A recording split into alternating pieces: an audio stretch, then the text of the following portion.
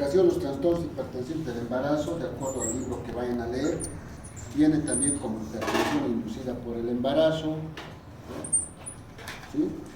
Algunos libros manejan como crisis hipertensiva del embarazo o estados hipertensivos del embarazo.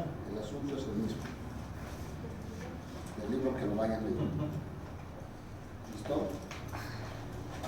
Básicamente estos son los objetivos como tema que tenemos hoy día, para que vayan entendiendo, y son los objetivos que ustedes tienen que fundamentar a medida que vayan leyendo.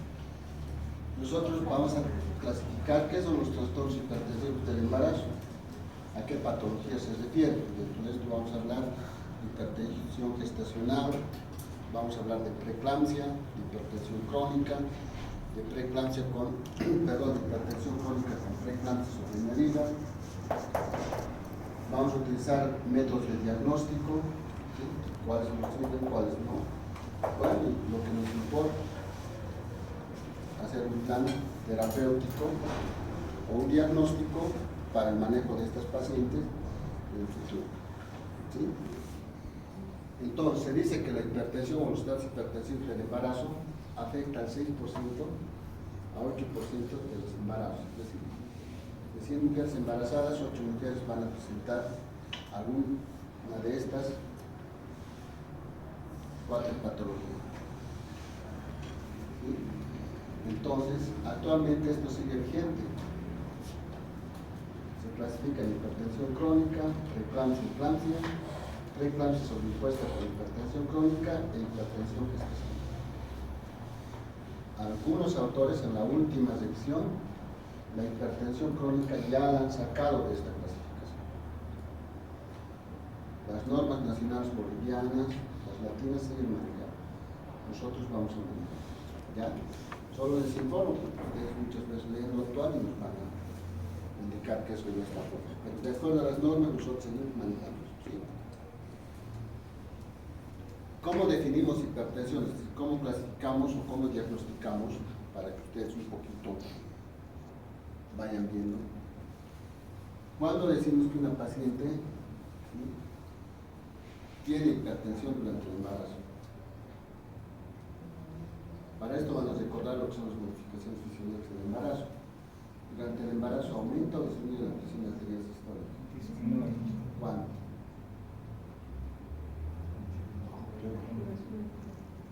La diastólica, ¿cuándo? Entonces, básicamente van a tener que recordar todo eso desde cardiología, todo el proceso es lo que hoy día vamos a ver. Casi todas las patologías. ¿Listo? Generalmente las diastólicas descienden entre 10 a 15 milímetros de mercurio. Normalmente sus presiones de las mujeres embarazadas están 90-60, ¿sí? 80-60 son sus presiones. Esto por disminución de la presión, ¿no?, de la resistencia vascular sistémica, ¿sí?, porque las arterias y las venas se relajan por efecto de la progesterona. Nosotros clasificamos a una mujer que probablemente tenga un trastorno hipertensivo del embarazo cuando tomamos la presión arterial, encontramos una presión arterial de 140 la sistólica, por encima de 90 la diastólica. ¿Sí? Ahí. Se debe hacer una toma, ¿sí?, en 2 oportunidades con un lapso de tiempo de 4 horas. La paciente debe estar sentada, saben los criterios para que la presión arterial. El brazo debe estar a la misma altura, el manguito debe estar a 12 centímetros por encima del pie del codo, y es el quinto ruido de Korotkov, eso es la medicina interna. Una vez que vemos ese parámetro, nosotros debemos ver a qué corresponde, a cuál de estas patologías está. Esa paciente tiene un trastorno hipertensivo del embarazo. Yo tengo que ver a cuál está. Vamos a empezar a definir poco a poco cuáles son. ¿A qué llamamos hipertensión arterial crónica? Es aquella mujer embarazada que tiene la presión arterial elevada, igual o mayor a 140 milímetros de mercurio la sistólica, 90 la diastólica, antes de las 20 semanas de gestación. ¿Sí? Primera mitad, segunda mitad del embarazo, ya llevado después, antes de la primera mitad del embarazo. Entonces esta paciente ya venía con. Porque si es mayor a las 20 semanas ya no es hipertensión crónica. Entonces se supone que esta paciente ha venido, ¿sí? La paciente embarazada con alza de presión arterial menor a 20 semanas no tiene proteína. Es decir, no hay proteínas en orina. ¿Cuándo llamamos proteína en el embarazo? Cuando está por 300 milímetros y miramos el estudio, ¿verdad? Una orina de 24 horas o una cruz en tiras activa, ¿no? Y la presión arterial se va a mantener elevada más allá de las 12 semanas postparto. Están viendo este criterio, ¿no? A esa paciente ustedes la van a catalogar como hipertensa crónica. Doctor, perdón, ¿puede repetir la proteinuria? No se escucha.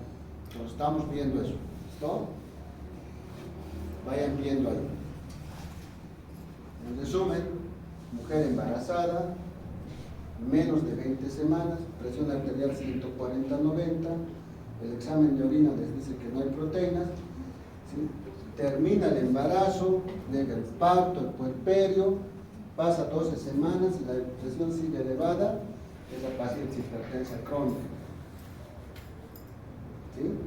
Vamos a ir avanzando más ratito porque hay la otra que es hipertensión gestacional. Este es el indicador que nos va a decir que no.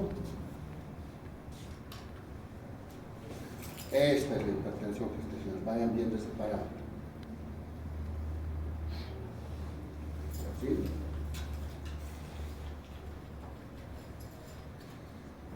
La hipertensión gestacional es una hipertensión transitoria del embarazo.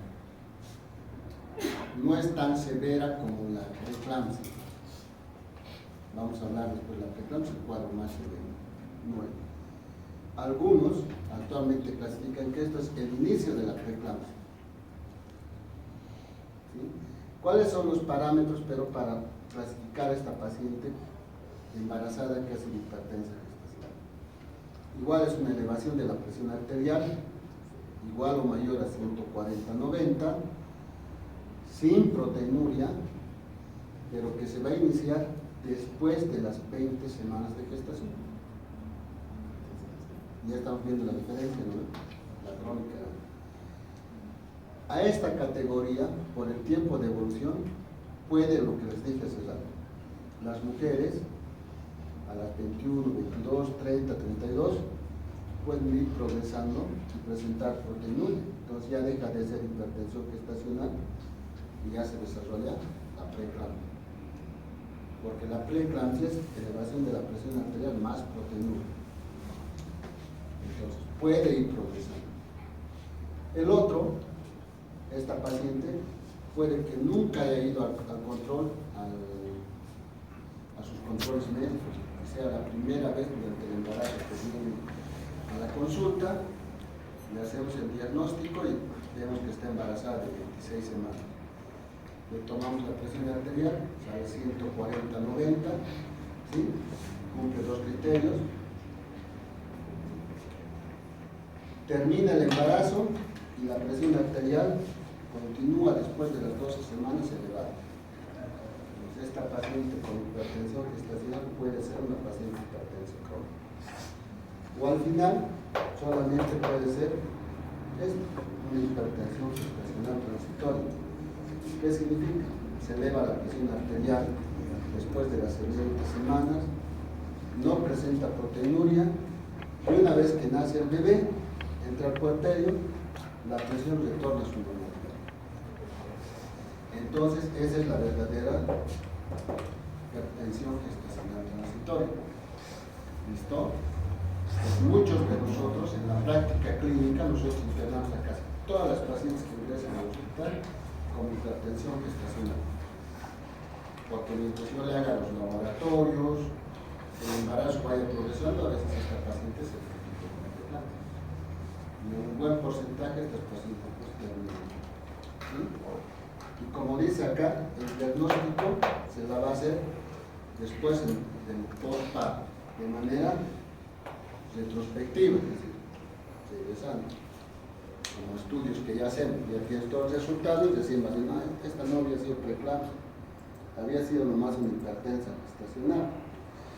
Entonces, para volver a repetir, hipertensa gestacional, preeclampsia, hipertensión crónica, vamos a ver, ¿sí?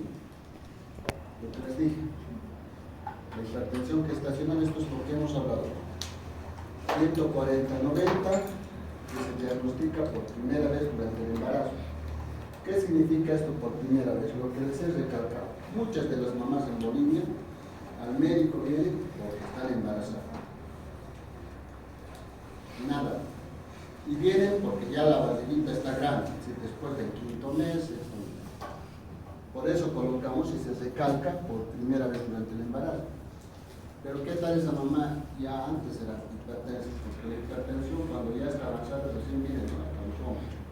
Cuando ya estamos ciegos vamos cuando tenemos una. La hipertensa gestacional tiene que tener sus criterios. No debe tener proteinuria, la presión arterial regresa a la normalidad, ¿sí?, antes de las 12 semanas postparto. Si persistiera después de las 12 semanas es hipertensa crónica. Vamos a preguntar, ¿sí? Este diagnóstico únicamente se va a hacer al final del parto, después, es decir, de manera retrospectiva. ¿Listo? Preeclampsia, los criterios mínimos, porque ahorita vamos a avalar porque es un cuadro que complica el embarazo. Doctor, a las 7 es tu clase, a las 6 tu clase. Sí, me equivoqué de horario. La siguiente ya no pasa, ¿no?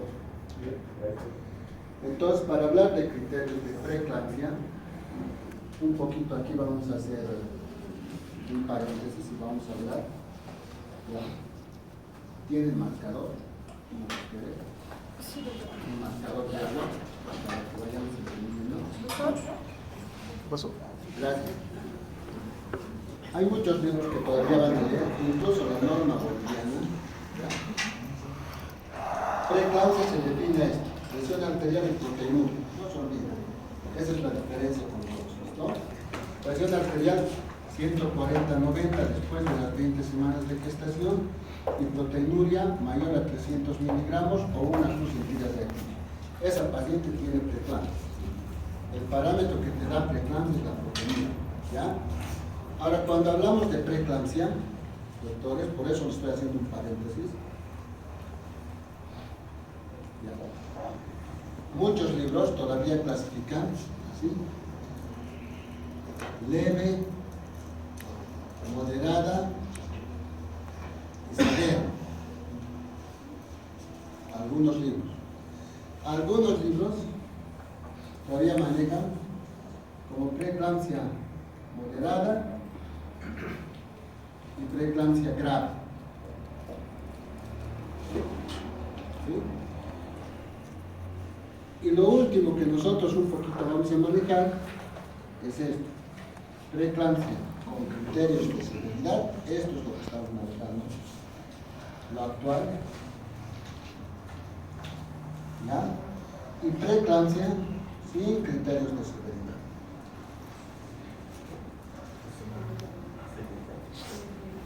Y ahorita les voy a explicar cuáles son los criterios de severidad que ya se los comentamos. ¿Por qué es importante esto? Para el diagnóstico y manejo de los pacientes. Una paciente que tiene criterios de severidad, ¿sí?, esa paciente es una indicación de manejo, es decir, de interrupción del embarazo. Una paciente que no tiene criterios de severidad en preeclampsia, podemos todavía hacer un manejo conservador. Entonces, hablamos de preeclampsia cuando encontramos estos dos parámetros. Esa paciente tiene preeclampsia. Y preeclampsia se llama esto sin criterios de severidad. Sin criterios. Estos dos parámetros mínimos dicen que no tienes criterios de severidad. ¿Sí? Estos parámetros que están viendo acá, si ustedes se encuentran dos o más de estos criterios, esa paciente tiene criterios de severidad. ¿A qué se refiere? Si yo encuentro una paciente que tomo la presión arterial, como dije hace rato, y su presión es mayor a 160 la sistólica, mayor a 110 la diastólica, ¿sí? Esa paciente ya tiene preeclampsia severa. Si yo veo una proteinuria mayor a 2 gramos en 24 horas, una creatinina mayor a 1.2, durante el embarazo la creatinina es de 0.9. Ustedes en neurología deben llegar 1.1. Durante el embarazo es 0.9. Plaquetas menores a 100.000. En el embarazo normalmente manejamos entre 350.000 a 400.000. Hemólisis microangiopática. ¿Cómo se manifiesta esto? Con el aumento de la deshidrogenasa láctica, ¿no? Que está deteriorado. Aumento de las transaminasas, oxalacética, oxalpirúvica, y estos son los síntomas de edema cerebral, ¿no? Tinnitus, escotoma, cefalea, lusátil. Este es el signo de Chaucier, dolor epigástrico persistente, que les preguntan en los exámenes, en la parte práctica, ¿qué es el signo de Chaucier? O muchas veces nosotros les preguntamos, ¿sí? ¿Cuáles son los signos? Algunos libros de la manera de inminencia de eclampsia. Ahorita vamos a ver qué es la eclampsia. ¿Sí? Espero que con esto estemos orientándonos un poquito referente a lo que hablamos cuando hablamos preeclampsia. ¿Por qué les digo esto? Porque muchas veces, cuando ustedes vayan a la consulta, algunos médicos dicen, preeclampsia severa solo toman este parámetro. Si no tiene por encima de 110, no es preeclampsia con criterio de severidad. Entonces, a lo que yo me refiero, la paciente puede venir con esta presión, ¿sí? Con esta proteinuria, ¿sí? Su presión, y puede tener esto. O puede tener esto elevado, unos 900. Aunque la paciente esté con leve elevación de la presión arterial, esta paciente tiene criterios de severidad. Es decir, estos criterios mínimos, 2 o más presentes, hacen que esta paciente que no tiene criterios de severidad pase a ser paciente con criterios de severidad, ¿sí? Por eso nosotros tenemos que saber manejar los laboratorios e interpretar los laboratorios en preeclampsia, ¿ya? Ese es un punto alto para que vayamos bien.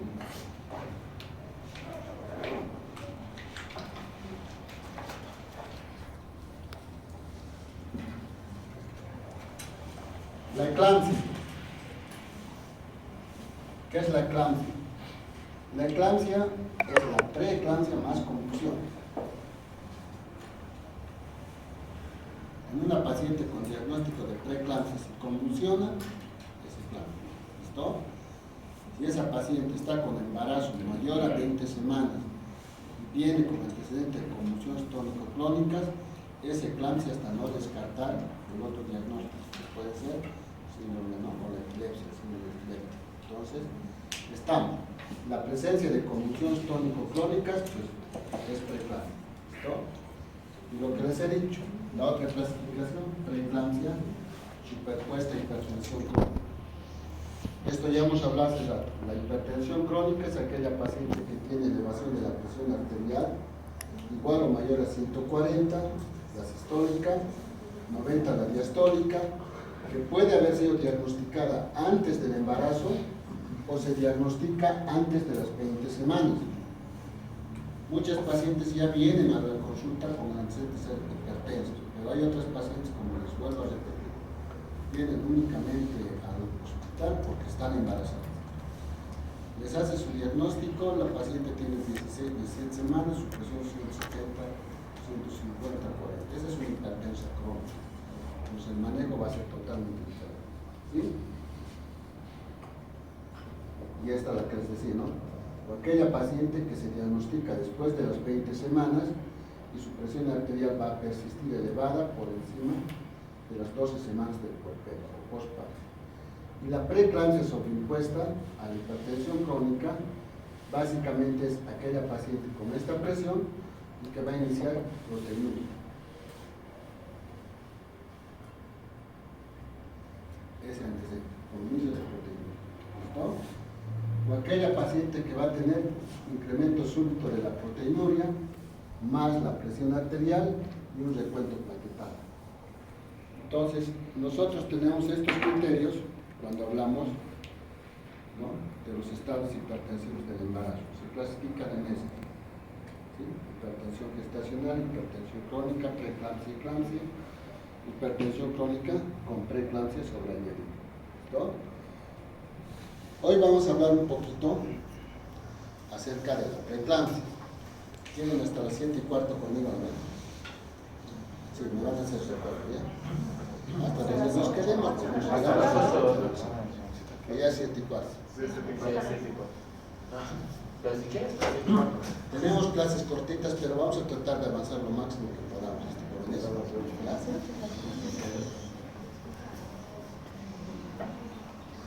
Quedaremos entonces en preeclampsia. Hasta las 8 nuestra clase. ¿Hasta las 8? Sí.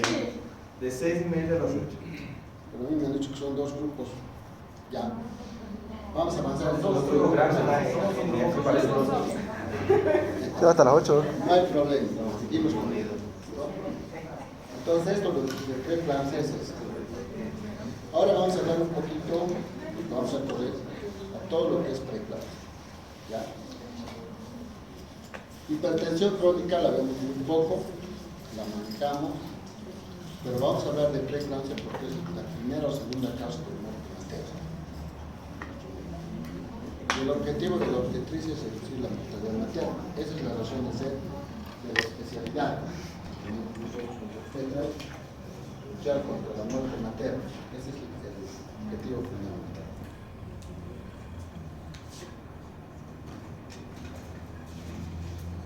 Y esto es lo que les decía. Cuando hablamos de obstetricia, por ejemplo, este era el 2006. ¿Sí? Cuando hablábamos del 2006 o 2005, la preeclampsia era la quinta causa de muerte materna. Pero últimamente, en el censo del 2015, que hemos hecho del 2011 que ha habido, hemos hecho estudios de mortalidad materna y la preeclampsia es la primera causa de muerte materna. En Cochabamba es la hemorragia postparto o la atonía uterina, que ya han debido llevar en otro módulo, seguramente por pérdida complicada, la primera causa de muerte en Cochabamba. La segunda causa de muerte en Cochabamba es la preeclampsia. Vamos a hablar de preeclampsia. ¿Sí? Entonces, cuando hablamos de preeclampsia, actualmente se dice que es una enfermedad multisistémica.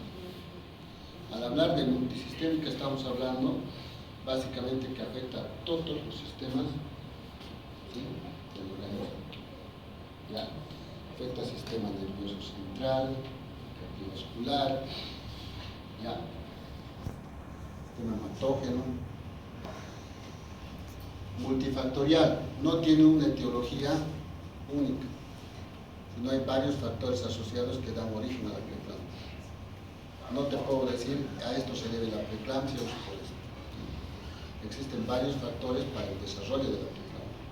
Si bien en un grupo poblacional se ha desarrollado por déficit de calcio, en otro grupo poblacional pues no ha sido eso, sino es la desnutrición.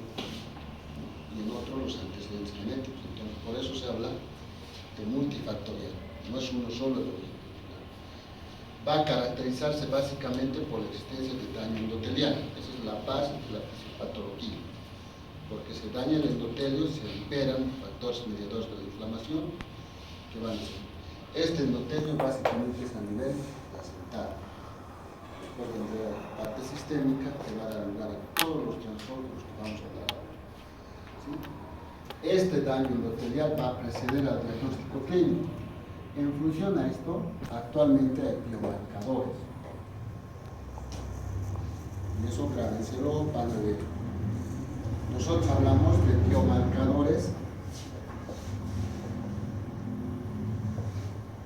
que pueden predecir la preeclampsia. Pues, esto probablemente lo hablemos. Que pueden predecir. ¿Qué significa eso?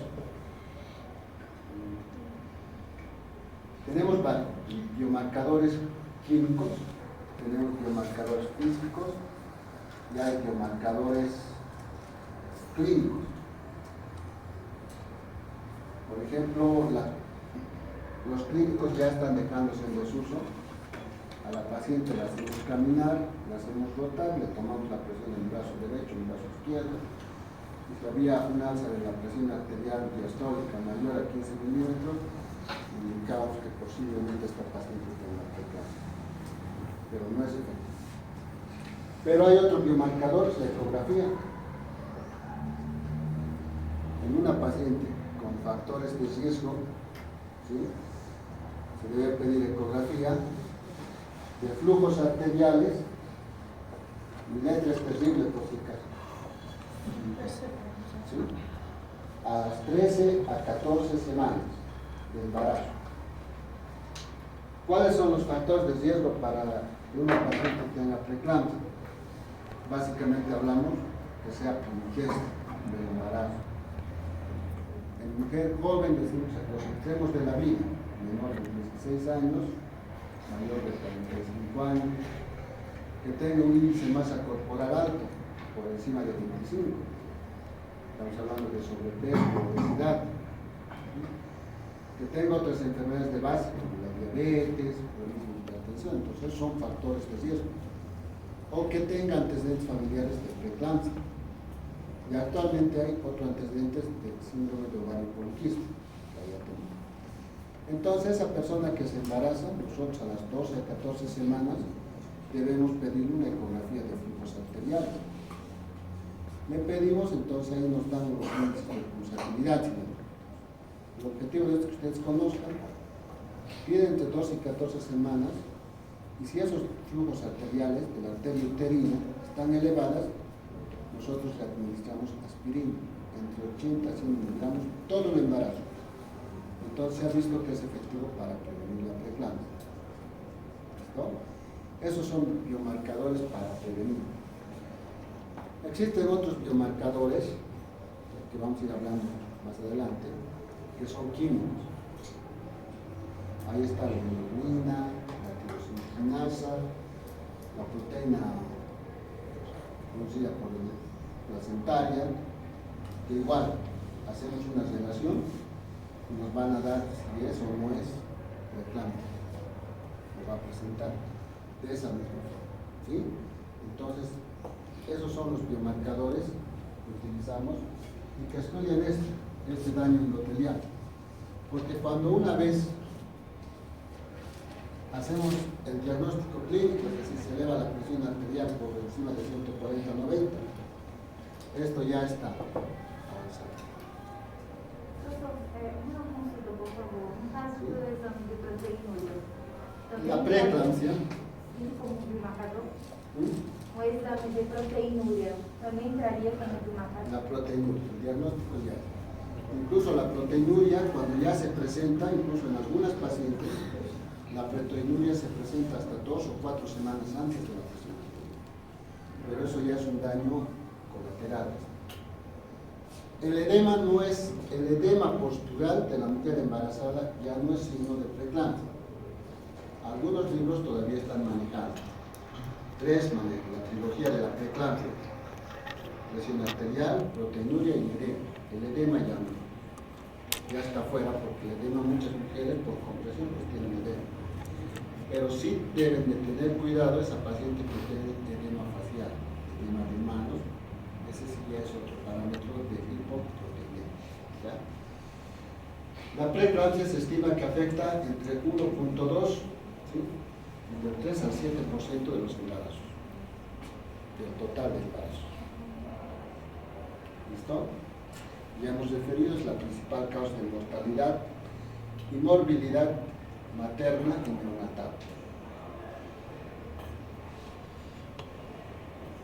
Entonces, dentro de su definición, vamos a hablar básicamente de esta paciente.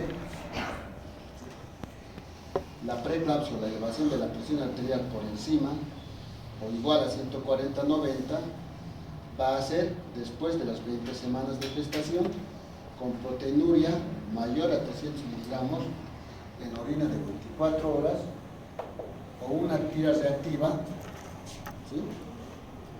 A la simple vista. Y esto es lo que les decía. La hipertensión debe estar con una diferencia mayor a 6 horas. Nosotros muchas veces, y esto siempre les recalco por ustedes, yo trabajo en el fenómeno químico. En ocasiones criticamos a nuestros colegas. ¿Por qué? Porque la paciente ingresa a la emergencia, le toma la presión arterial 140/90 y preeclampsia se refiere a nada. Como la referencia tarda 1 hora en llegar, ¿no? 2 horas, la paciente ya ha descansado, ya está en camino y llega al fenómeno químico con 90-60. Se la mandamos a la casa. Entonces es importante, donde ustedes la vean, de sentar, tomen la presión, tomen sentido. Si bien es una emergencia obstétrica, tiene todos los parámetros para que ustedes lo puedan manejar, ¿sí? Nosotros en emergencia obstétrica, como todos ustedes para que aprendan, a la mujer embarazada, ¿sí? La va a matar en 2 a 4 horas la hemorragia, los partos. ¿Sí? La va a matar en 4 a 6 días la preeclampsia. No.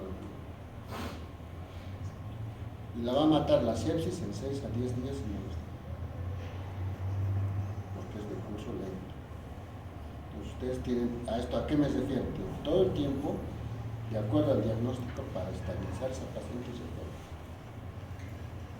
Entonces tienen que saber catalogar, tienen que saber hacer triaje. Eso va en todas las patologías. No solo en obstetricia, va en trauma, en medicina interna. Actualmente nosotros como médicos generales estamos ingresando como médicos de triaje. Y eso no puede ser así. Yo estoy en contra de eso. Muchos de ustedes ingresan, van a trabajar en los hospitales. Los hospitales buscamos médicos generales de guardia. Pero ¿qué hace el médico general de guardia? Está con fractura, llaman al traumatólogo. Es embarazada, llaman al ginecólogo. Es guagua, llaman al pediatra. Cuando el objetivo no es ese. Por eso están aprendiendo estas cosas. Ustedes tienen que estabilizar a los pacientes. Y deciden llamar al especialista. ¿Sí? Y ahí lo que les digo. El edema ya no es diagnóstico, pero sí es apoyo. El edema postural no, todas las embarazadas, pero el edema facial, tómenlo muy en cuenta, puede ser un signo de severidad, incluso con presiones arteriales de 140/90. Las pacientes, las mujeres embarazadas, ahora están empezando, algunas que tienen preeclampsia llegan hasta con 200, 120, 200, 140 están.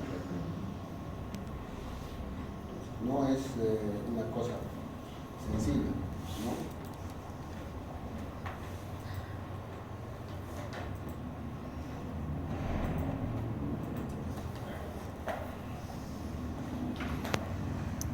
Y esto es a lo que me refería con esto, ¿no? Preeclampsia con criterios de seguridad, preeclampsia sin criterios de seguridad. Estas son las normas nacionales de atención clínica, las últimas que han salido, que ustedes deben conocer.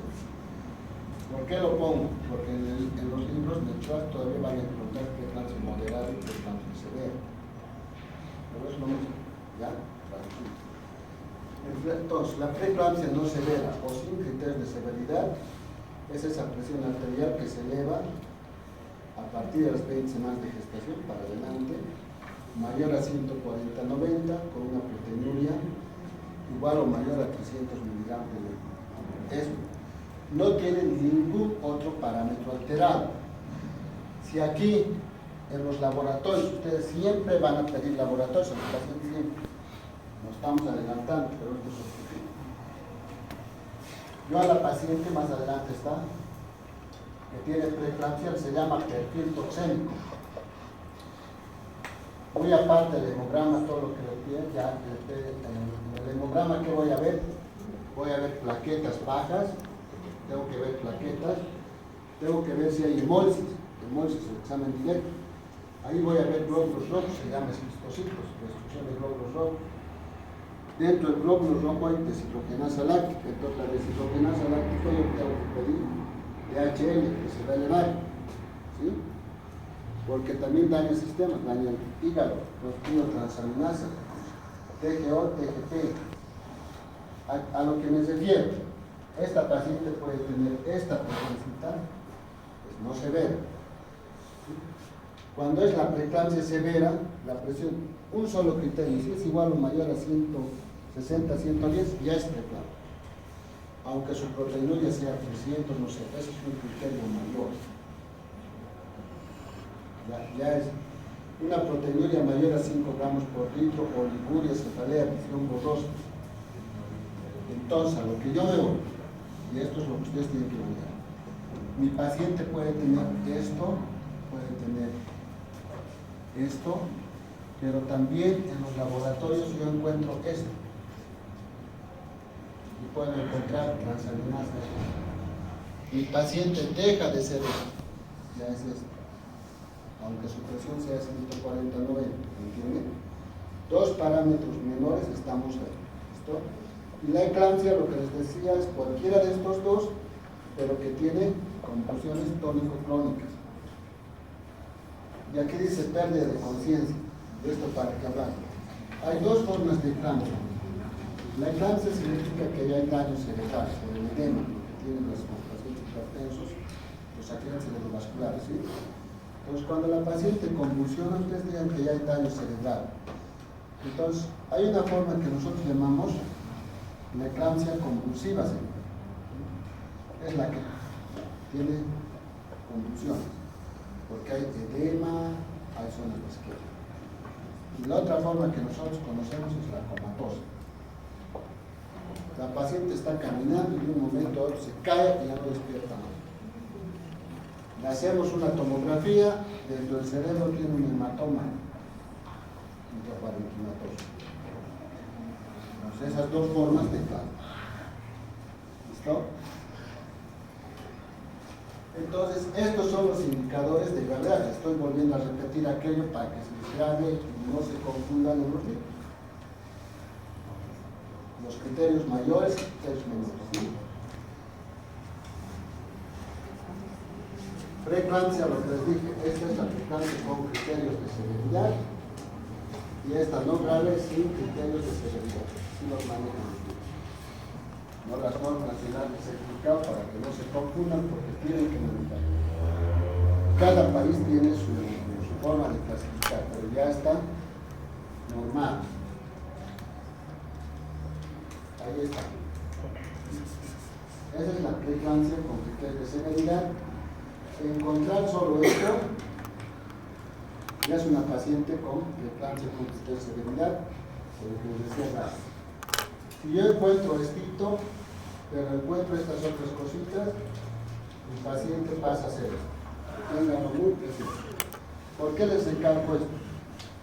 Porque nosotros vemos en la práctica clínica muchos ginecólogos, muchos médicos generales, únicamente la presión arterial toman como parámetro para clasificar la preeclampsia. No es así. No es solamente la presión arterial, no es solamente la proteinuria. Presión arterial y proteinuria nos dicen que es preeclampsia. Pero para clasificarlos, para ver su grado de severidad, tienen que ustedes sí o sí pedir laboratorio. Sí o sí, tienen que pedir los laboratorios. En todo caso, una paciente que encuentra con elevación de la presión arterial no la puede mandar a la casa. Es decir, que hazte los laboratorios y vuelves mañana, ¿no? Los laboratorios son ese día, ¿sí? Para que se la manden y la manejen. ¿Ya? Ahí están los factores de riesgo, ya hemos hablado de esto. No hay donde volverlo a repetir.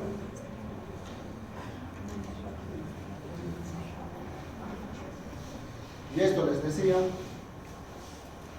se puede prevenir la preeclampsia, se puede prevenir la actualidad. ¿Ya? Se puede prevenir, se puede prevenir. Vamos a ver. Pero no, es decir, la prevención darle a las mujeres, y esto les daremos a suplementos de calcio, les daremos aspirina, también ha sido estudiado. La paciente que tiene déficit de calcio va a tener preglado. ¿Y dónde es eso? Probablemente acá en la zona andina. Pero en los países costeros, donde comen pescado, no hay deficiencia de vitamina D ni de calcio, pero igual tienen preeclampsia, por ejemplo en Japón. Entonces se ha visto que hay muchos otros factores involucrados. Por eso está ahí. En países donde hay baja ingesta de calcio, el suplemento de calcio parte de ahí. Y lo que les dije, hacemos ecografía a las 13 a 14 semanas en pacientes con factores de riesgo, que si les muestra alterados los flujos, denle aspirina, va a preeclampsia. ¿Sí? Pero únicamente se inicia el tratamiento antes de las 16 semanas. Si ya está 17, 18, 19, 20 semanas, la aspirina ya no sirve. ¿Sí? La aspirina únicamente sirve para prevenir la preeclampsia si dan antes de las 16 semanas, si empiezan el tratamiento, hasta las 36 semanas. Después de eso no sirve. Podemos dar suplementos de vitamina C, vitamina E, que no tienen un efecto, pero en algunos países está. El suplemento de ácido fólico, el ácido fólico no da. Tampoco está visto que disminuye la incidencia de preeclampsia. Más bien nos ayuda a fortalecer las personas.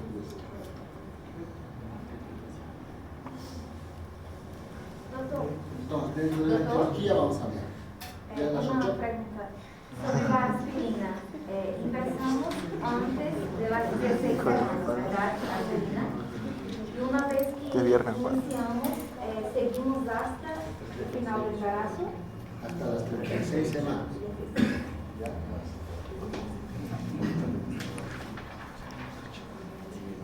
Entonces, dentro de la etiología, hemos tratado de asociar a varios factores, ¿no? ¿Cuáles son esos factores que desarrollan la preeclampsia? Como decía en su definición, es una enfermedad multisistémica, multifactorial. Entonces, nosotros hemos visto estos 4 criterios en donde está más frecuente o está más asociado la aparición de preeclampsia. Se dice que aquellas mujeres que están expuestas por primera vez a las velocidades cardíacas van a desarrollar preeclampsia. ¿Quiénes son esas? Las mujeres. Nunca están embarazadas. ¿Se ha visto?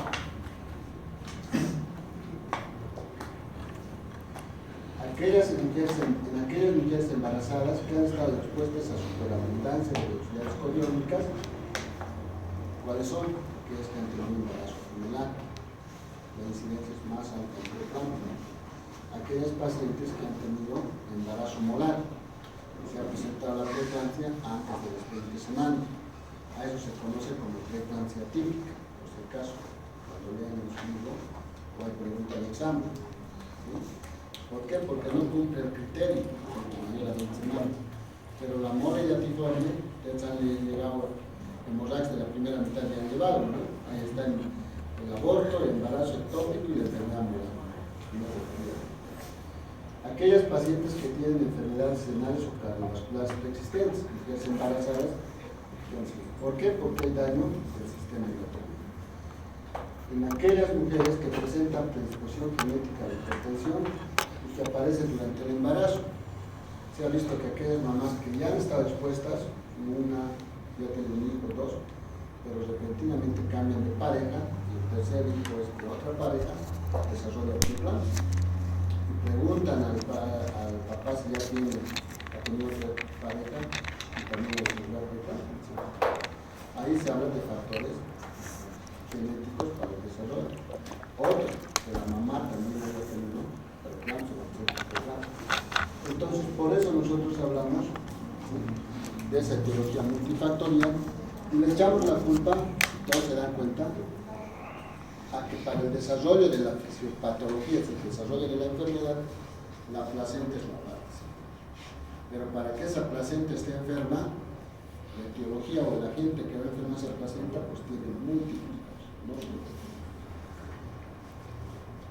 Entonces, dentro de la etiología, ¿sí?, nosotros, en lugar de considerarla como una enfermedad, a la preeclampsia, pues en realidad esta parece ser la combinación de varios factores que han confluido en una sola madre. Pueden ser factores maternos, factores placentarios o factores fetales, en el caso es la tipo. ¿Sí? Cuando hablamos maternos, es de la parte genética, factores placentarios, esos es pues enfermedad renal, pues a paciente diabética. ¿Sí? Entonces, para el desarrollo de la preeclampsia, nosotros actualmente consideramos estos siguientes 4 factores etiológicos para que se desarrolle la placenta. 1. Una invasión trofoblástica anormal de los vasos uterinos. Los vamos a desarrollar. Eso lo vamos a pasar a la rápida porque ya he llevado desarrollo del embarazo. ¿Cuántas veces hay invasión normal del trofoblasto? 2, ¿no? ¿Sí? Uno que está entre las 10 a 11 semanas y la otra que viene de las 14 a 16 semanas. Esa de las 14 a 16 es la que no ocurre. 2. Tolerancia inmunitaria mal adaptada entre tejidos maternos y paternos. Estos son factores placentarios. Van a ver lo que es el sistema de rechazo al injerto, ustedes han hablado. Mala adaptación de la madre a los cambios cardiovasculares o inflamatorios del embarazo normal. ¿Sí? Aquí estamos incluyendo pacientes que tienen enfermedades de base como diabetes, como la hipertensión crónica o enfermedad cardíaca, y los factores genéticos, incluidos aquellos que son heredados o influencias epigenéticas, ¿no? Lo que les decía, de un papá, como antes de Toscano. Para lo que es la fisiopatología de la preeclampsia, tenemos 2 etapas. 1 es la placentación deficiente, lo que hemos hablado. Ahora vamos a pasar a lo que se requiere, ¿no? Y la segunda etapa ya es el resultado de esta placentación, el estrés oxidativo. El resultado de esta placentación deficiente causa estrés, va a ser una causa de restricción de crecimiento fetal, ¿sí? Y a nivel de la mujer, pues liberación sistémica de factores placentarios, de mediadores de la inflamación, que van a ocasionar una reacción inflamatoria sistémica, sobre todo activación del sistema endotelial, y va a causar el síndrome de preeclampsia. Cuando hablamos del síndrome de preeclampsia, usted sabe el conjunto de signos y síntomas que se va a manifestar probablemente por daño de todos los órganos existentes. A esto nos referimos, y les voy a recordar nomás, porque ustedes ya han llevado esto.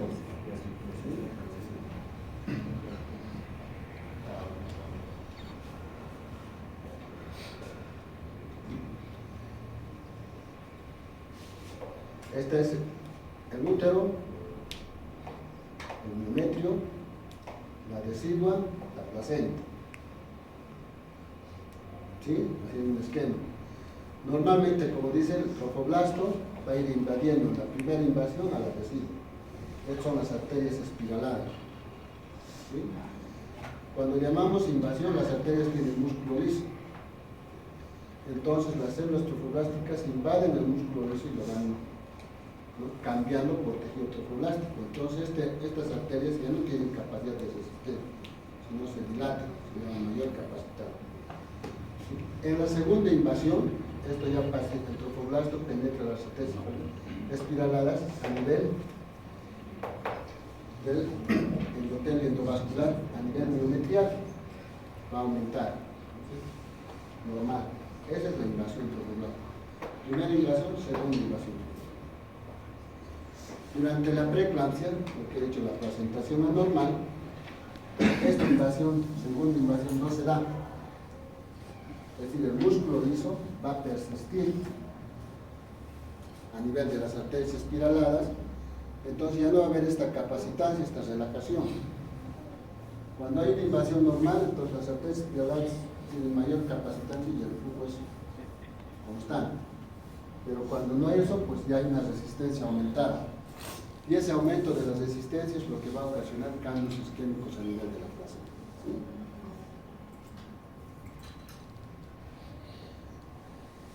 Entonces esto es lo que hemos hablado, lo mismo, Al final lo que decimos, el estrés oxidativo, es lo que va a dar origen al síndrome de la preeclampsia para que puedan estar.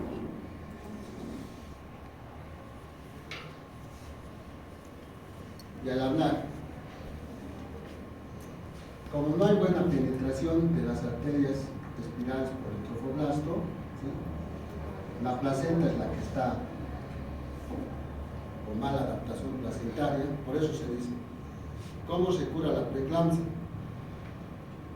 Terminando el embarazo. El único tratamiento de la preeclampsia es terminar el embarazo, sacar la placenta. Los otros medicamentos que se utilizan y que vamos a hablar al terminar la clase, básicamente es para paliarlos, para prolongar. Entonces, como la placenta está enferma, libera factores tóxicos a la circulación, ¿no? Y esto causa disfunción endotelial de toda la circulación. Y causa una microangiopatía generalizada, que te va a causar todo esto. Esta microangiopatía generalizada, dependiendo del sistema, lo va produciendo. Si afecta al hígado, va a haber una isquemia hepática, transaminasas elevadas y bilirrubinas elevadas. Si esta microangiopatía afecta al sistema nervioso central, vamos a tener la preeclampsia con edema cerebral. ¿Sí? Se afecta básicamente al vaso, ahí tenemos trombocitosis, trombocitopenia y hemólisis intravascular. Afecta a los riñones, producen una lesión glomerular, se llama endoteliosis, ¿sí? Y va a haber proteinuria. Y la consecuencia es la hipertensión arterial. Y es así como se manifiesta. Esto es en resumidas cuentas, y van a leer ustedes, está más a detalle en la parte de fisiopatología del niño. ¿Puede afectar a los ojos? Sí. Produce espasmo a nivel de las arterias retinianas. Puede producir hemorragia retiniana, una ceguera transitoria, un papiledema. Y en algunos casos, pues por desprendimiento total de la retina, puede producir cegueras totales. Una amaurosis. ¿Cómo se manifiesta este edema? Con escotomas transitorios, porque decimos, veo lucecita. En el sistema respiratorio, pues va a haber edema pulmonar, ¿no? Por un síndrome de estrés respiratorio. A nivel hepático, lo que les he dicho, por la presión, puede haber una hemorragia subcapsular por ruptura hepática. ¿Cómo se manifiesta este hematoma subcapsular? Con el signo de Chaucier, que era el dolor en el pulmón derecho, es un dolor lacinante, un dolor en barra, ¿listo? A nivel del sistema hematopoyético se produce el síndrome de Gerd. ¿Qué es el síndrome de Gerd? Es básicamente la H, la hemólisis, ¿sí? La ketopenia. ¿Qué más?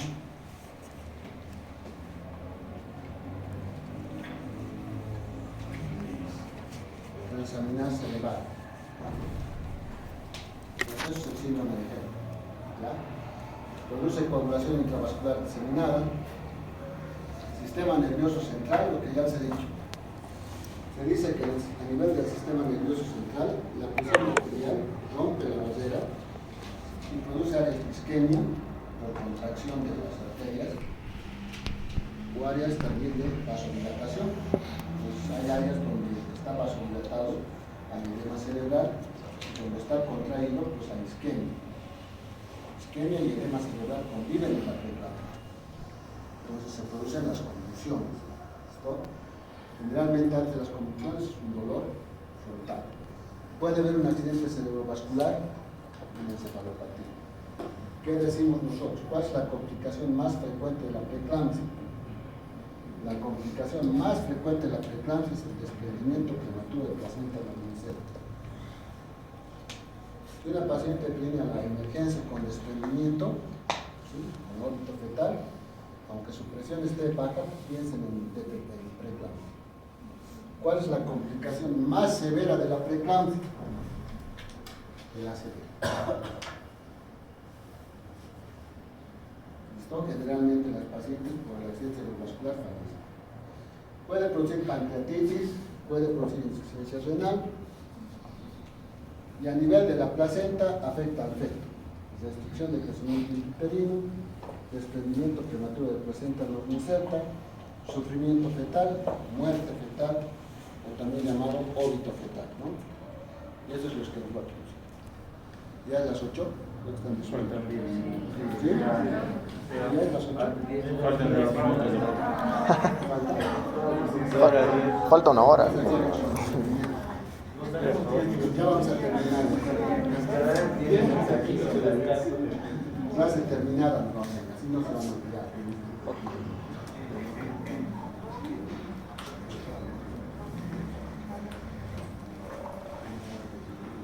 Preeclampsia no severa, preeclampsia no grave, o preeclampsia sin criterio de severidad. A una paciente que viene con preeclampsia sin criterio de severidad, ¿qué significa? Que tiene actividad 140-90 o algo más, proteinuria, una luz de 300 miligramos, pero no tiene ningún laboratorio actual. Entonces, si llega a la emergencia, ustedes le piden laboratorios, ven los laboratorios, confirman el diagnóstico. Ahora, si ustedes no tienen la posibilidad, les estoy dando ya el manejo, de hacerle laboratorios, esa paciente le tienen que internar hasta que estén los resultados, internación de resultados. Como hipertensión. Entonces, a esos pacientes, como hipertensión estacional. Como hipertensión estacional se tenía que internar. A esta paciente el manejo es expectante, las pacientes no graves, ¿no? Se maneja hasta las 37-38 semanas hasta cumplir el embarazo. ¿Listo? Podemos manejar de manera ambulatoria, sí, con controles 2 veces por semana de la presión arterial. Esto de los antihipertensivos, algunos dicen se puede dar, no se puede dar, no tiene ningún efecto. El medicamento de elección es la alfa-metildopa, lo conocen como Algomet, 250 miligramos cada 8 horas o cada 6 horas, hasta 500, 3 gramos máximo. ¿Sí? Podemos utilizar nifedipina y racina, se deben maturar pulmones. Para maturar pulmones tenemos corticoides como la betametasona y la dexametasona. Esto es para la madre. Para el bebé se debemos hacer control de la salud fetal. ¿Cómo controlamos la salud fetal? Básicamente con medios clínicos, cómo se controla, viendo la altura uterina, cómo está creciendo, 2, controlando los movimientos fetales, 3, la frecuencia cardíaca fetal, eso es clínicamente ver la salud fetal. ¿Sí? Físicamente, ¿yo qué hago? Test no estresante. Puedo hacerle perfil biofísico fetal y puedo medir el líquido amniótico. El líquido amniótico es el mejor parámetro para ver la salud del feto. Si no hay líquido amniótico, se llama oligoamnios, este feto está mal. ¿Sí? Independientemente de todo lo que podamos ver. Se debe realizar esta paciente laboratorios de manera semanal, con todo lo que les he hablado del perfil proxémico. Se debe pedir proteinuria, ácido úrico, ¿sí? Transaminasas, bilirubinas, deshidrogenasa láctica, ciclinógeno, y concluir el embarazo a las 38-39 semanas.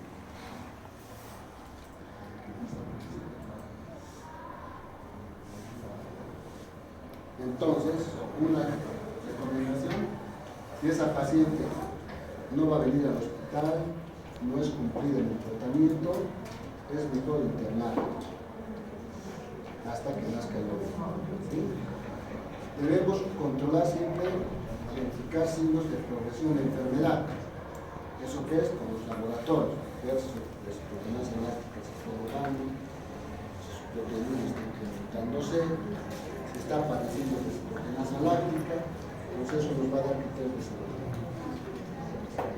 En este tipo de pacientes no se debe dar anticonvulsivantes de manera profiláctica, ni sedantes ni diuréticos.